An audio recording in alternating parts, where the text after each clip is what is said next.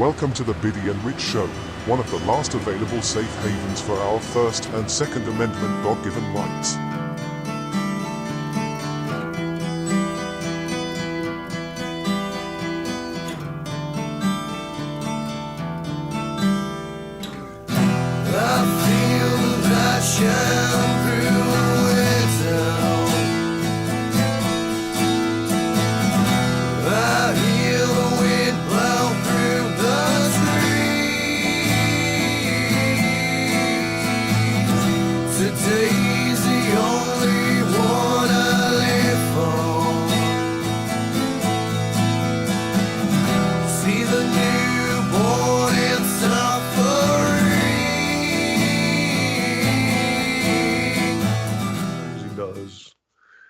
Welcome to the Biddy and Rich Show, number 45.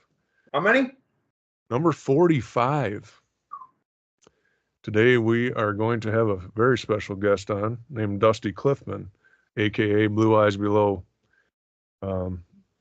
If you all don't know him, you're going to find out about him soon. And if you don't know about him, I'm actually going to be pretty surprised about that.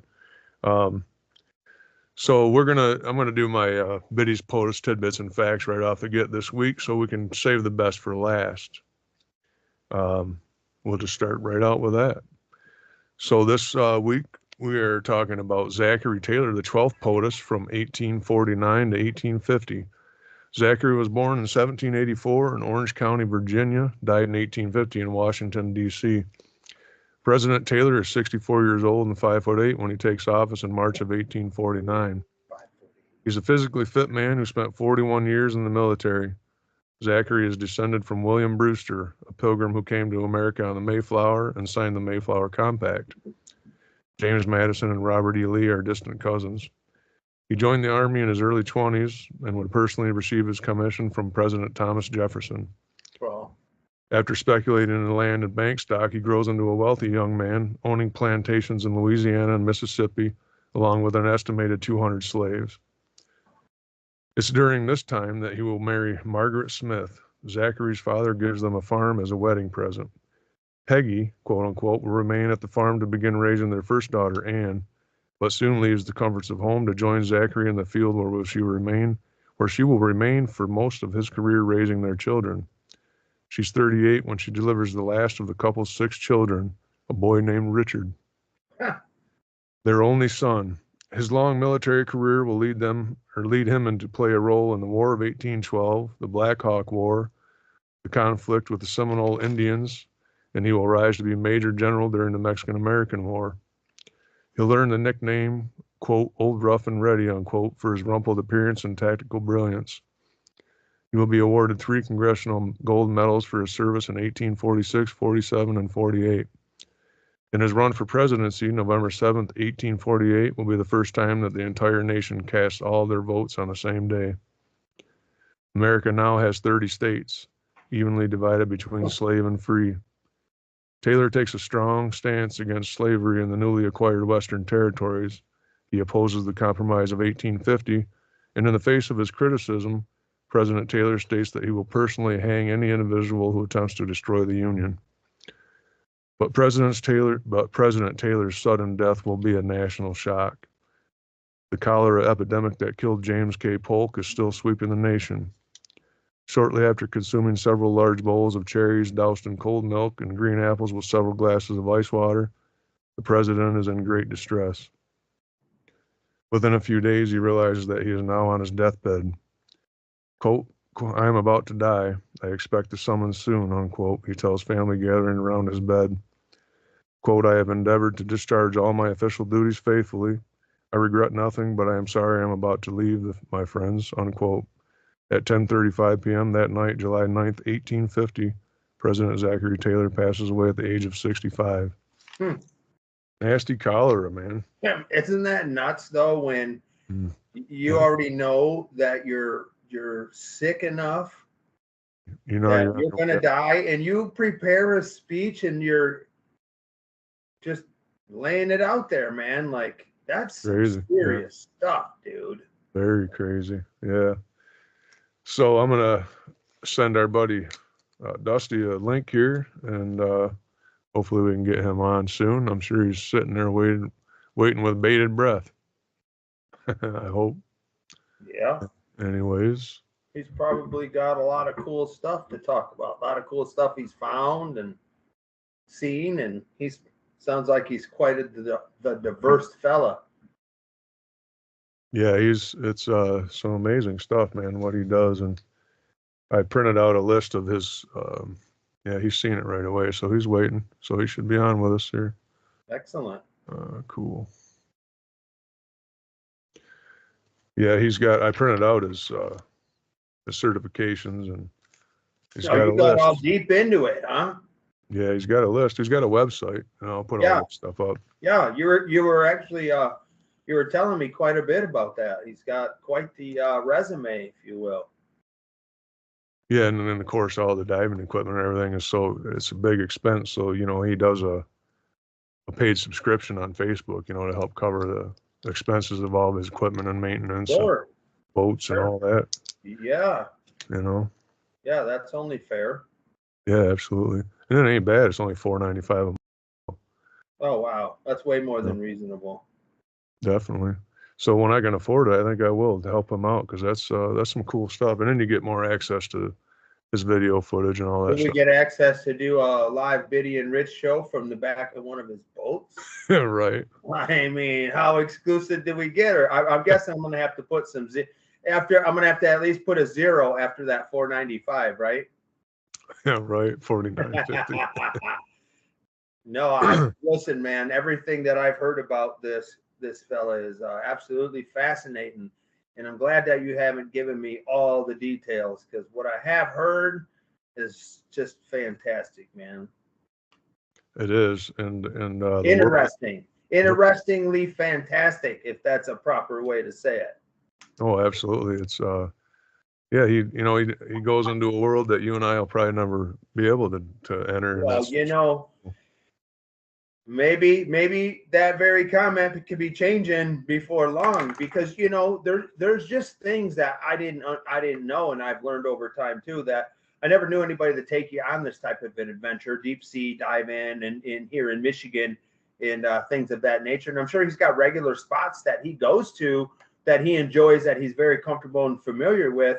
But for you and me, being it's first time, it's brand new, or you get them goosebumps and them jitters off that shipwreck, So maybe with knowing somebody, it's not as unfordable and untouchable as one may think either.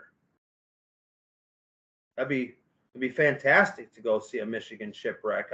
When I was in school in Shepherd, Michigan, which is just a little bit south of Mount Pleasant, next town down, actually, we had a class on nothing but Michigan history, shipwrecks and just all kinds. It was just a whole class on Michigan history. So some of the shipwrecks and stuff that we were taught, I'm sure he knows quite well about.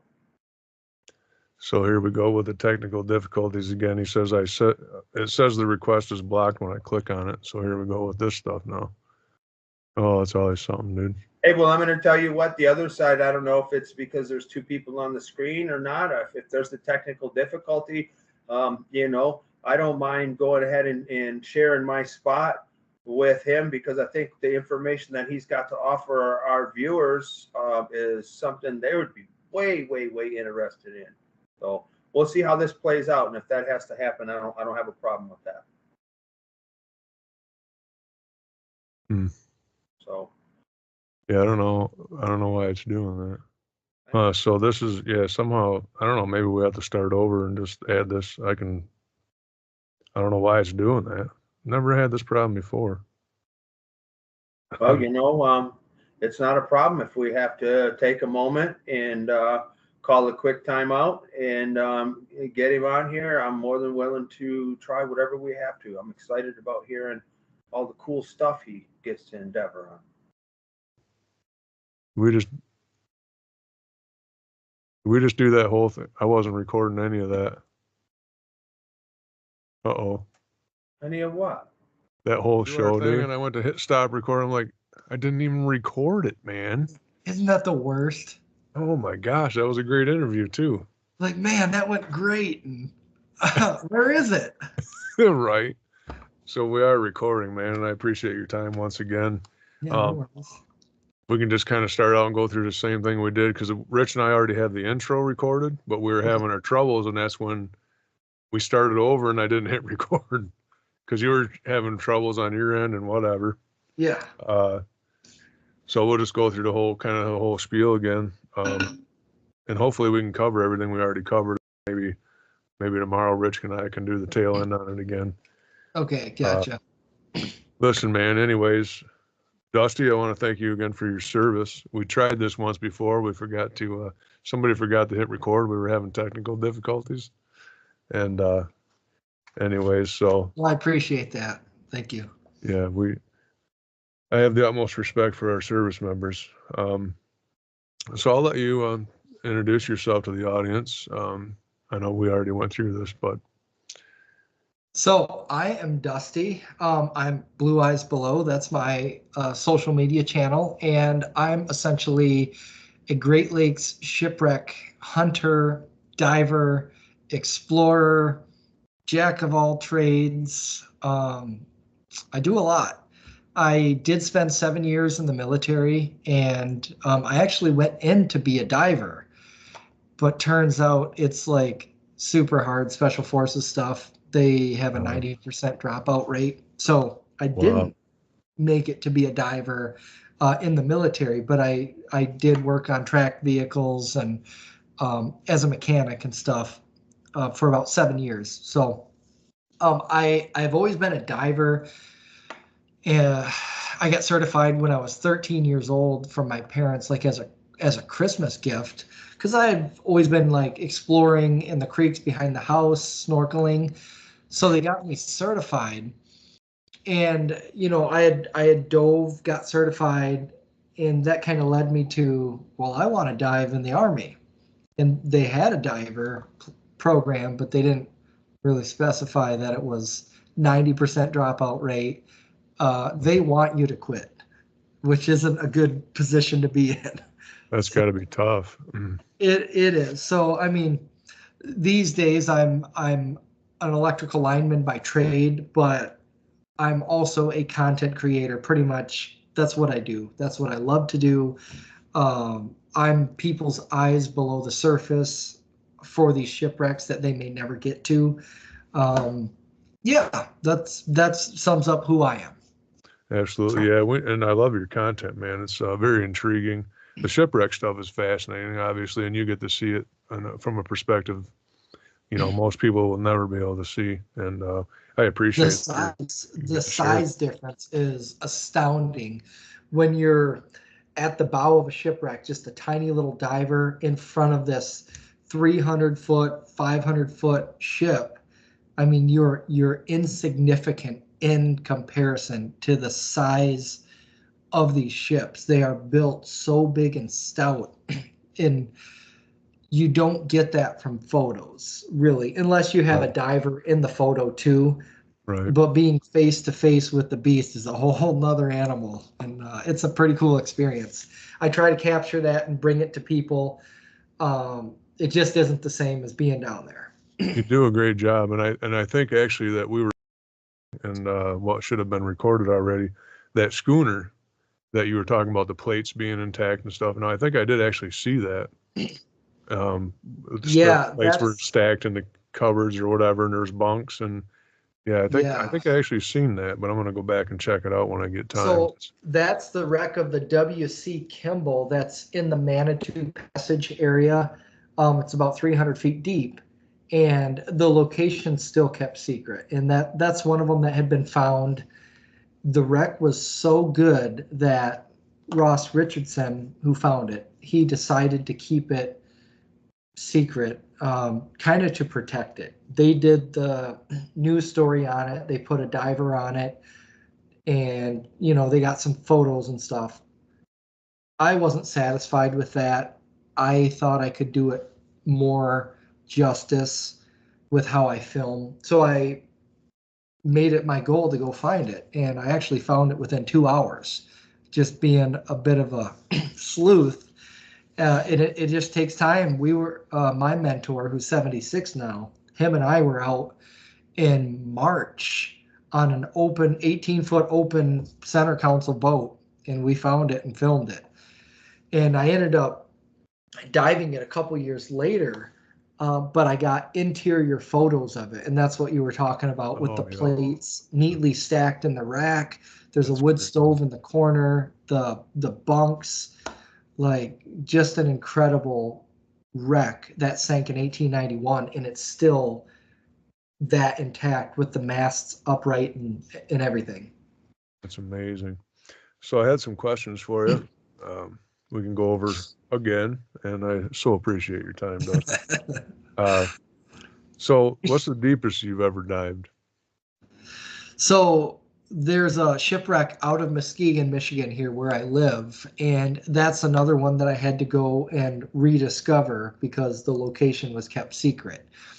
That is the John V. Moran, which is basically a huge wooden steamship package and people ferry, or it was a package ship, but it also had passenger accommodations. Okay. That one had been found by another group, and they had kept the location secret. Once I saw it, it was just so incredible.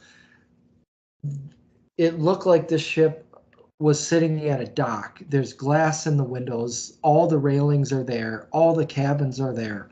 And I'd never seen anything like it. Wow. Because as a young diver, you don't just get to go to the Edmund Fitzgerald. Right. You're like diving 30 feet deep on broken shipwrecks that you can't even tell what you're looking at. It's just piles of boards.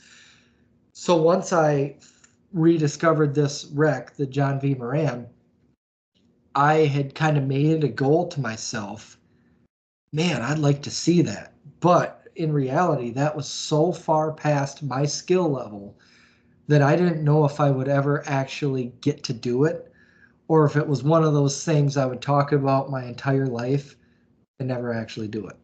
So my dive partner is Ray Wilson from Peoria, Illinois. He joined me, and we dove together for a couple years regularly, and I got certified to dive deeper. He was already at that level, and I kind of caught up to him. And really, he was my experience. Even though I'm older than him, he was a better diver than me, and he kind of mentored me and safely got me to where I needed to be. And him and I went out and dove almost 400 feet deep. So it sits around 370. Wow. So that's the deepest I've gone. It was a big deal. I was very nervous about it. It's one of these things that it becomes such a big thing in your head because it's like the holy grail to me is reaching this ship. And it's pitch black, it's cold, it's 39 to 42 degrees, and I mean, you have 300 and some feet of water between you and safety. Sure, yeah, that's crazy. And you're just falling down through the water column, following this rope, basically an anchor, for minutes. 5 minutes, you're just falling into the abyss. Wow, that would be definitely fear. And of course, that was probably your first dive that deep, right? We had worked up with like the WC Kimball, the schooner with the plates. We had done that one prior. But prior to that one, we had done a couple other ones that were incrementally, we worked our way up to the depth. To the deeper. Yeah, just because things can happen and you want to make sure you know your gear, you know exactly how to run the things without looking, and that everything's properly maintained. So it's not just a quick thing, you have to work up to it. And that's what we did. And so on the day we went out on the Moran, my 75-year-old mentor was out there driving the boat. He managed it, and Ray and I just went business as usual, and we knocked it out. Very cool. So, so speaking of the deep, diving deep, tell us about the bends. So the bends is something that comes with diving deep. When you breathe compressed air or compressed gas at depth, such as, our oxygen mix here.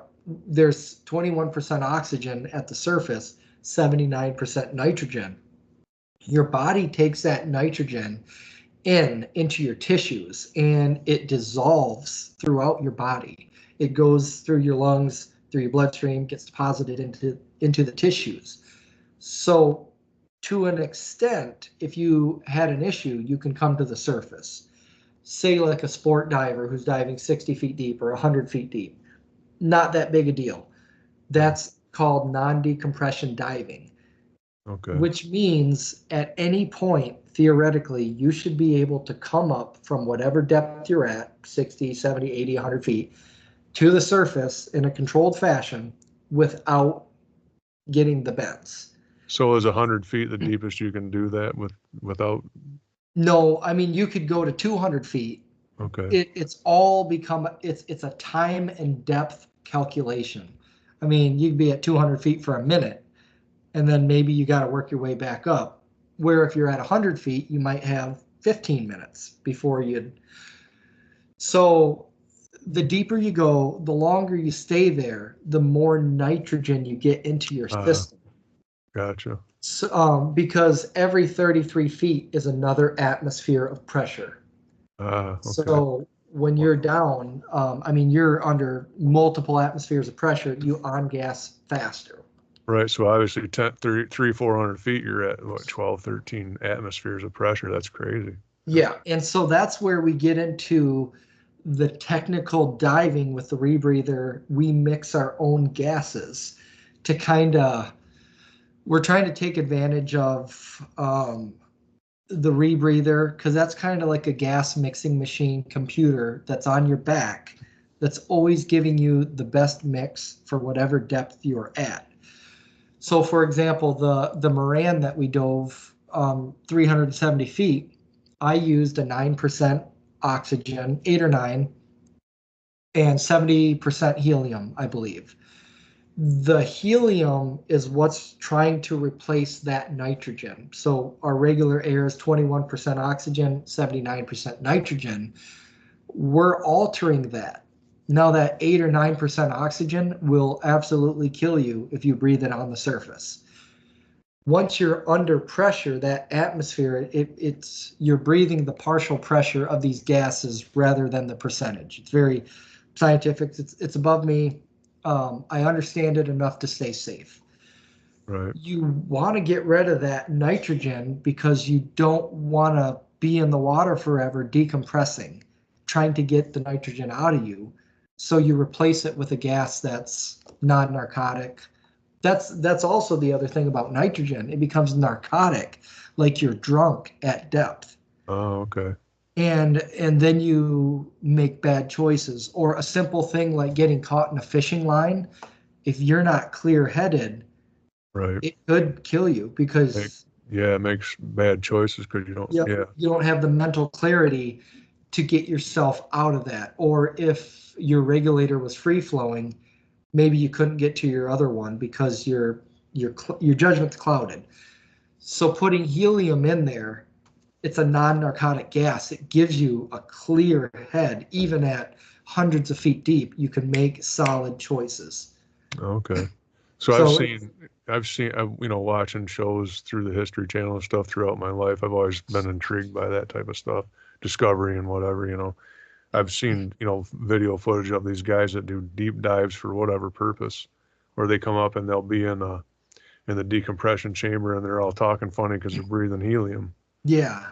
Yeah. So when we're on the rebreather, say we're at the bottom, the shipwreck, 400 feet, I can kind of communicate like with Ray. I'll be like, "You okay?"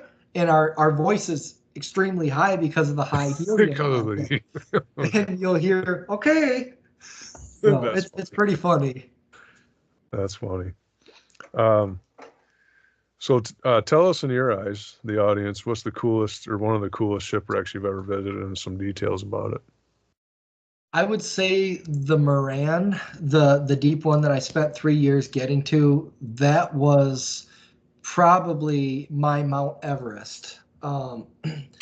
It was the challenge of finding it first because I came into this as a nobody. Nobody knew me. I didn't know anybody. I was just a young kid with enthusiasm. I wanted to go out and find a shipwreck. And the thing is, I did. And then I filmed it, which is kind of a big deal at that depth. I filmed it with an ROV, and that introduced me to the community. It was kind of like a shockwave. They're like, who the hell is this kid? Because that's kind of unheard of. Right. How many years ago was that, Dusty? Maybe 6, 7, 8 years ago, maybe. So about 7, 8 years ago or so, in that time frame, you've turned this into the Blue Light. I got serious about the exploration and the filming and bringing it to people.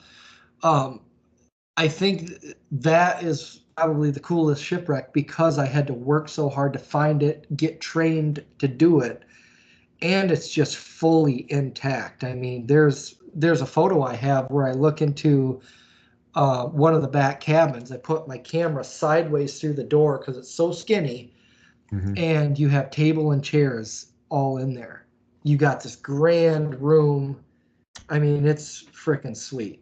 That's cool. That's cool. But other than that, like we talked earlier about the grain recovery that I was part of last fall on the James R. Bentley.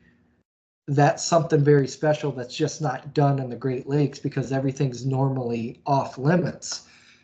With this one, the Cliff Notes version is that the wreck is privately owned, and we didn't need a permit from the state of Michigan, which would probably never happen anyways. They want you to keep hands off, just let the shipwrecks rot into nothing on the bottom, never to be seen again. We partnered up with Mammoth Distillery from Traverse City, Michigan. They funded the grain recovery. And so we went out there, a team of us, the owner, Paul Ehorn, Ross Richardson, myself. We went to the wreck. I was the diver that went down into the cargo hold, took samples of this 1870-something rye, and brought it up because Mammoth Distillery wanted to re-engineer this, regrow it with the help of Michigan State University and make whiskey out of it. Yeah, I seen that you guys had built a specialty tool for pulling that rye out of there. That was all Ross Richardson. He's a heck of an engineer and clever guy, and it just all worked quite well. Very cool. Very cool. So what's one of the coolest things you've ever been able to bring to the surface from a shipwreck? Other than the rye, because everything in the Great Lakes, because of the Shipwreck Antiquities Act, that was like 1987, it makes everything off limits other than this privately owned shipwreck. I would say it's the footage that I get from these wrecks because they are time capsules. They're sunk in museums that most people would never get to see. Yeah, and so obtaining that footage and bringing it up to the surface for the general public to view is, in my eyes, the best thing I've ever brought up. It is very cool. It's timeless, and it's something, it's kind of like, I guess, so I started an endeavor of scanning photographs, right? Family ancestry stuff. I've literally scanned probably 2,500 photos. So I've put that stuff into, I mean, it's forever now, right? So long after I'm gone, generations later, it'll be there regardless of if the actual photos burn up or whatever, So that type of thing is very cool. Yeah. So that's kind of along the same lines of what I'm doing. All these shipwrecks are breaking down. They're never going to be in any better shape than as they are now. You're documenting them, you're preserving them for all time in this digital format as they were to share with the world, because eventually with all the invasive quagga mussels, zebra mussels, the silt and sediment that collects on them, they're going to collapse and there'll be nothing but piles of rubble into the silt. And, right. That's what it is. So documenting these now so people can, appreciate and learn from them, long after I'm gone is kind of the idea. Yeah, absolutely. That's very cool. Do you know of anyone, or have you ever been involved with the wreck of the Edmund Fitzgerald? Well, one of my good friends, Tom Farnquist, started the Whitefish Point Museum in Upper Peninsula of Michigan. So he had a lot of dealings with that, with the memorial bell, recovering the original bell. Um, the shipwreck is technically illegal to visit. It's in Canadian waters. So they say it's 17 miles off of Whitefish Yep, Point. Whitefish And Point. there's that border in the middle of Lake Superior Yep, there. right on the And, boundary there. yep, and it's just over the It's Canadian just over border. that boundary then? Yeah, okay. Yep, and Canada says it's off limits to dive, ROV, side scan sonar operations. Basically, if you're caught on site, they say it's $1 million fine. Wow. So Well, I guess it is essentially a graveyard is the way they consider it. So it I don't is. see anything wrong with filming it, though. I mean, I get not disturbing it, right? But I don't see why you shouldn't be able to film it. Or Yeah, I don't get that either. I mean, it is a graveyard, but there's thousands of other shipwrecks in the Great Lakes that are also graveyards that people are diving on, being respectful. I mean, we're not down there digging through stuff, right, we're seeing them and preserving them and enjoying the history as a recreation. I yeah, think the families, like, this is such a recent tragedy in the 70s that yeah, there's a lot of families still around. It's not like it's 1870, we're talking 1970s. So it's relatively fresh, and I think people just they've done enough with it. They did the memorial bell, they did the right. ceremony. They do every year. They go out there and lay the reefs on it. I think the families just want it left alone. Yeah, that's understandable, I guess. You know that, and that's a very intriguing shipwreck museum. I've been there several times, Whitefish Point.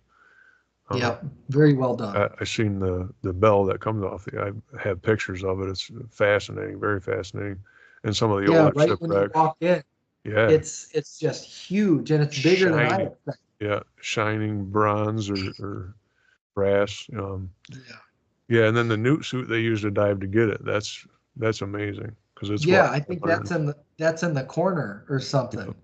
it's like They have that. 530 feet deep that they had to go Yeah. down to pull To that to bell. the bottom is like 535. That's a hell of a dive. Yeah, that's crazy. That's a long You ways down. know. Yeah. Yeah. And two people actually open circuit scuba diving. Open circuit just means like regular scuba tanks and a regulator, not a rebreather. They dove this, I think, in the 90s, and they went down and touched the railing, and they are Really? the only two people to ever dive it. This was before it was made illegal.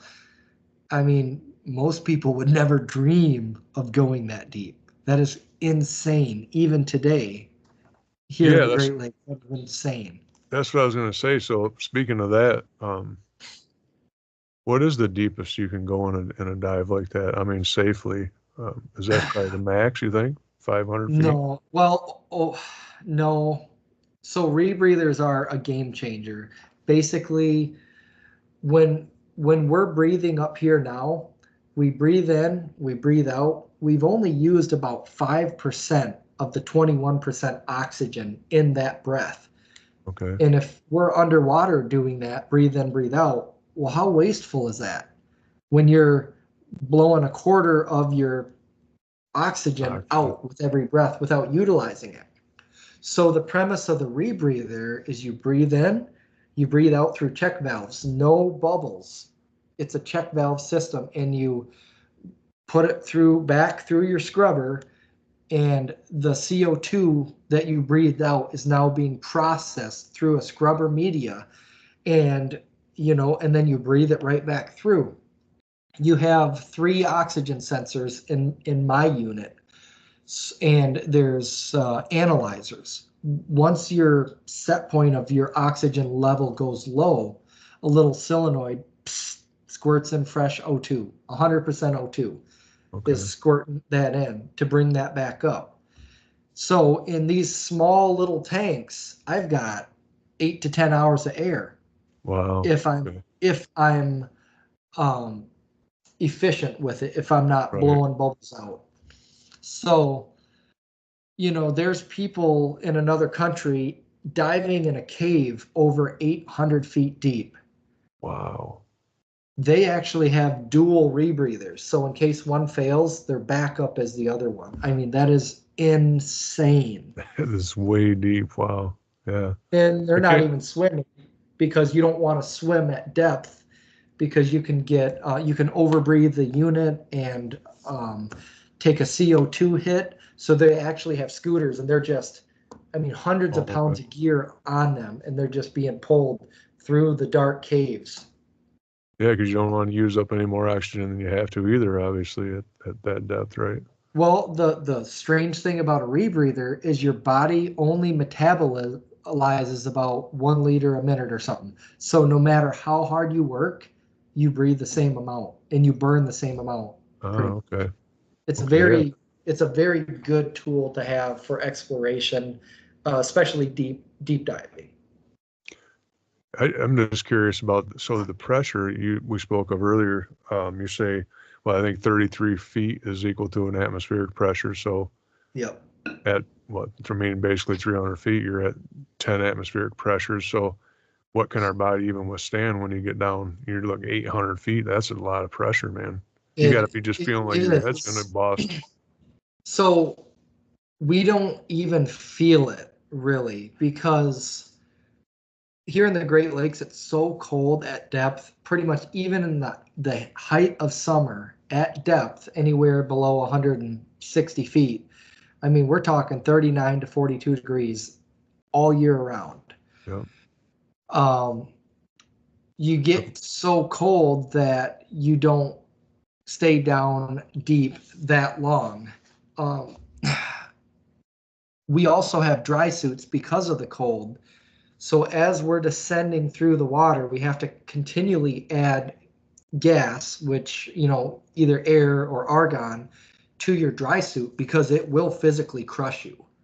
Oh, wow. As you're going down. It gets uncomfortable.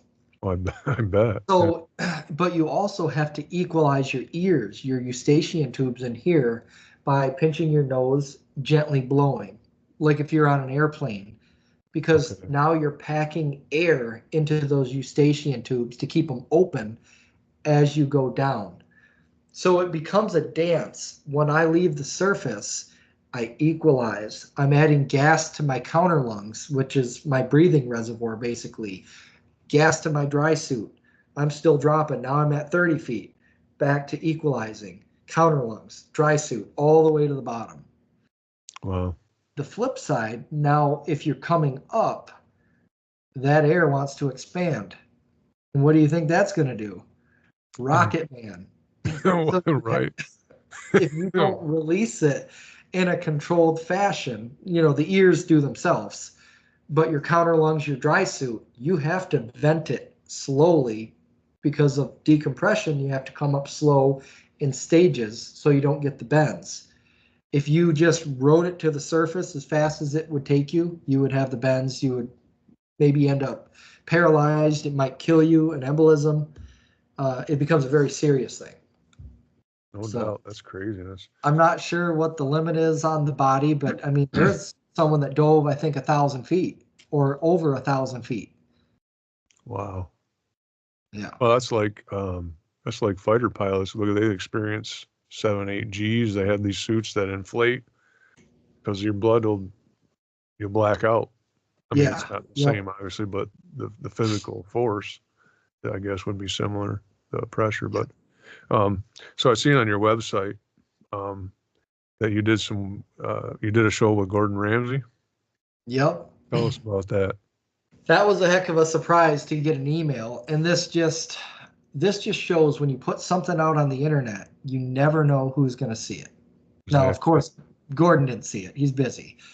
His media team was looking for a show. His show is called Uncharted, and they were going to do a Michigan episode. So they were looking for people to basically join in on the episode, and I was one of them that they asked if I would be interested. I took Gordon spearfishing and scuba diving. There was another one that took him woodcock hunting, mushroom foraging. He made jam with a monk. Now this was in the Nice. Upper Peninsula of Michigan. So yeah, that was a pretty fun episode to get to spend time with him, and he isn't as hard as you think he would be. Yeah. I think a lot of it's for the show. Yeah, Rich was with us earlier, and unfortunately I didn't record it, but he had asked you if he was, I think, quote unquote, the a-hole that he appears to be sometimes. He's very high energy. Yeah. But I mean, he was stoked at what I was doing, the exploration, the diving, and he said, someone needs to finance this, other than me. And I was like, sir. And he did contact National Geographic back in England and kind of pitched the thing about me and told them about me, but unfortunately they weren't interested in a diving show here in the Great Lakes. But Gotcha. you just never know. Right.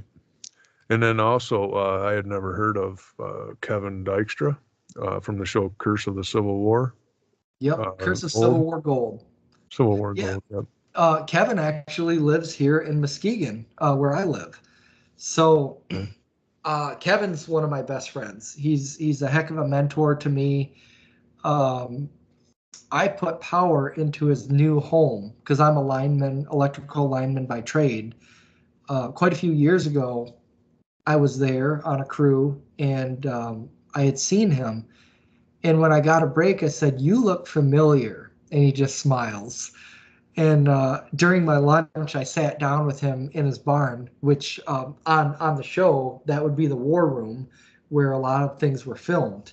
And I gave him my spiel, and little Dusty was tripping over his words and, telling him all of my scuba adventures. And I gave him a card, and I said, "Someday you might need me." And he ended up calling me. And him and I have become really good friends over the years. We've worked together out in Lake Michigan a few times. He helps me fabricate on the boats, like swim platforms or the positioning system. I helped him build a pole barn. Just a wonderful guy. Very cool. Yeah, very cool. And he did two seasons of that show. So he knows what it's like to be famous, to deal with the media, to deal with the negativity. And Kevin's really been a good mentor to me to kind of teach me how to navigate being in the public eye, dealing with, the haters, the people that aren't happy for you for succeeding. Right.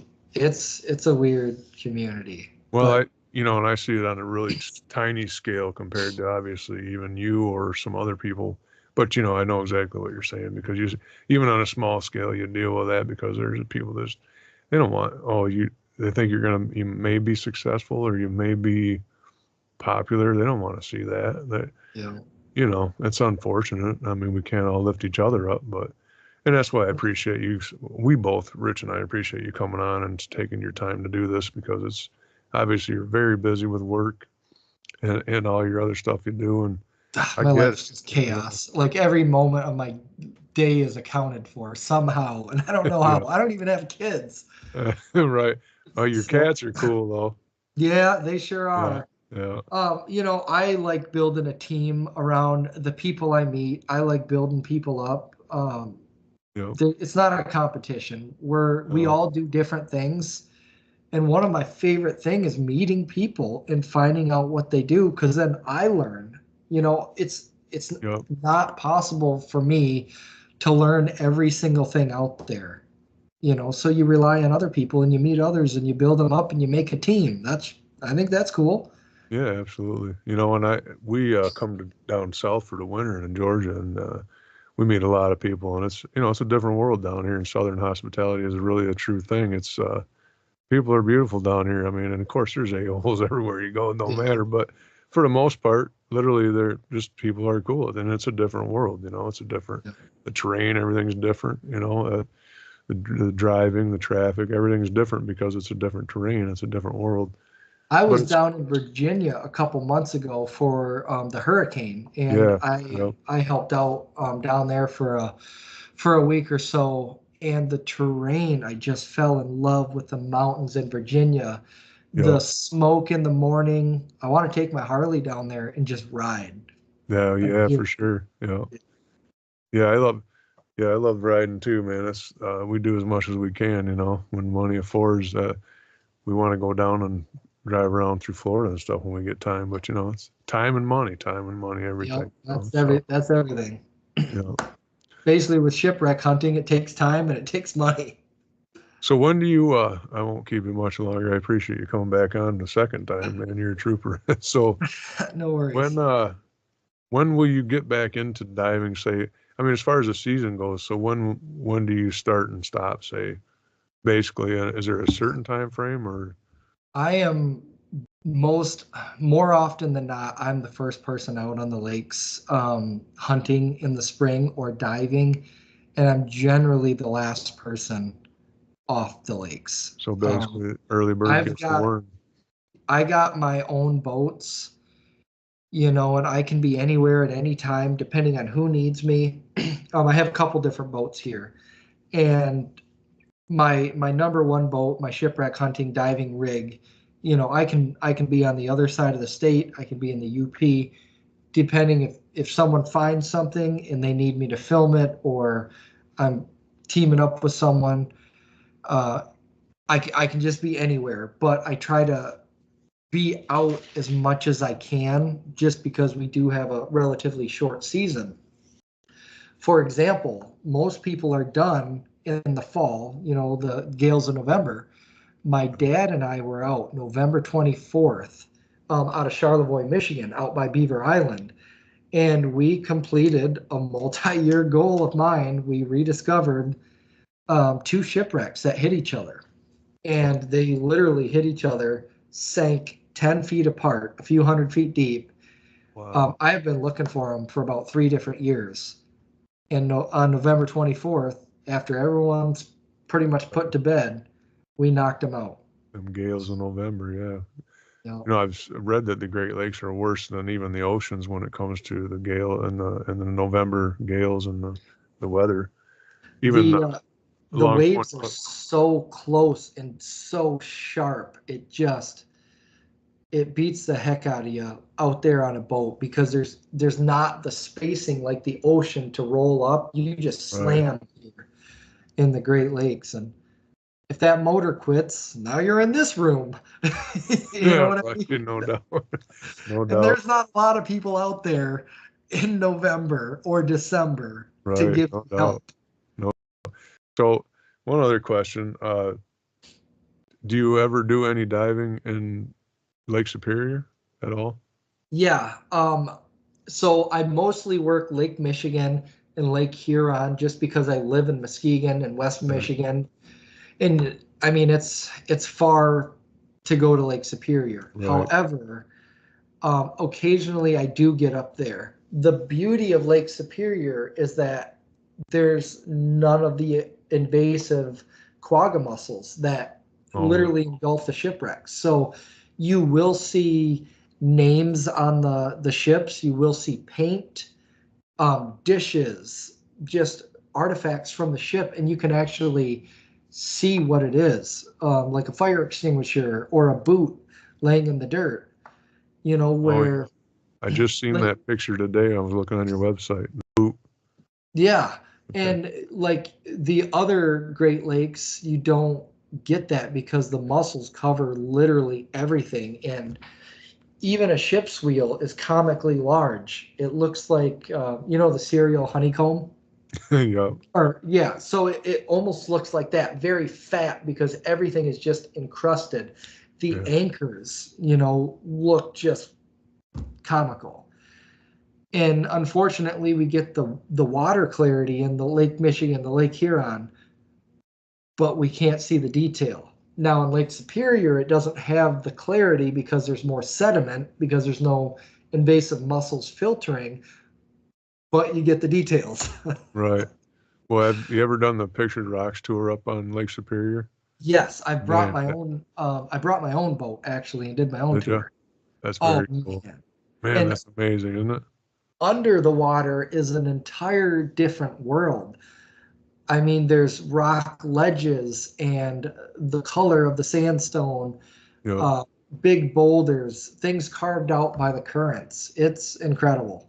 And a lot of them captains, there's a certain captain, because I've done it several times. That I just, it's very intriguing to me. And the waters are beautiful. It's summertime, it's beautiful up there. But, there's a couple places where they'll stop and they'll tell you about a shipwreck from like 18 something where they got froze by the edge. And I think half of them died or something. I forget the name of even the ship. But there's a lot of history that goes with these little tours too. It's very cool. Yeah. Yep. There's a really good business up there. Joe Lindquist, I think, is the owner of the Glass Bottom Boat Tour there. Okay. And I actually went out with him prior to filming with Gordon Ramsay. They booked the big boat, and Joe took me out to scout basically for the episode. I was supposed to spear burbot, and we had to make sure there was burbot, which is like a bottom dwelling fish. It's poor man's lobster. We had to make sure there was burbot on these wrecks prior to bringing the film crew out. So they booked with Joe, and just Joe and I went out, and he's a cool guy. Oh, very cool. Nice operation there. Very cool. Well, all right, Dusty, listen, man, I actually have it recorded this time, so I appreciate you coming back, man, because I didn't want to have to wait a couple more weeks. I was excited to do this interview with you. Well, it's an honor for you to have me back for a second time. Very cool. Well, the it. first one was just practice, man. Sorry, Rich had to miss out on it, but we'll probably do a little closing in the end. He had to get out because of the weather, and he's got a bunch of critters he's got to take care of and stuff. So, yeah. Well, cool, man. Thanks. It's great talking to you, and we'll catch up again soon. We will. Be safe out there, man, and you're working in the journeyman stuff and in that frigid cold, man. Woo. We'll be in touch, Dusty, and appreciate it. Thanks again. It's 10 degrees here now, so I'm going to load wood in the stove and get ready for bed. Absolutely, man. Have a good night. Thanks again, man. All right, you too. See ya. See ya. I know by the time the viewers see this, it'll be a few hours have passed, but want to make sure that everybody's staying safe. I know all of us that are viewing are affected by that cold air that's coming down from our Canadian brothers and sisters up there. And want to just make sure that you're being careful, you're being safe. My property, it got warm here and then it got super cold, so now everything's a sheet of ice outside. Make sure that you're checking on your neighbors if you have any elderly, if it's possible. I'm going to do that, but what I'm going to do is I got a 13-year-old and 8-year-old, so I'm going to have them. They like to scurry around in this kind of weather, so I'll have them go check on both the neighbor ladies and make sure they got everything they need. So, be safe. If you don't have to go out, don't go out. If you got animals that are outside, chickens, ducks, sheep, goat, dogs, whatever, make sure you bed them down. Give them a bunch of straw. They'll be fine. Just give them a lot of straw. They'll get in that straw and cozy up, and they'll be plenty fine. I know some of the animals down south where the storm's going and headed that way too aren't accustomed to cold weather. So sure, my southern friends, and I don't know if you want to call it middle southern, whatever, Tennessee, Kentucky, in that area, they're going to expect some cold weather too that their cattle ain't going to be used to. So it's new for a lot of people. Weather systems seem to be changing a little bit here.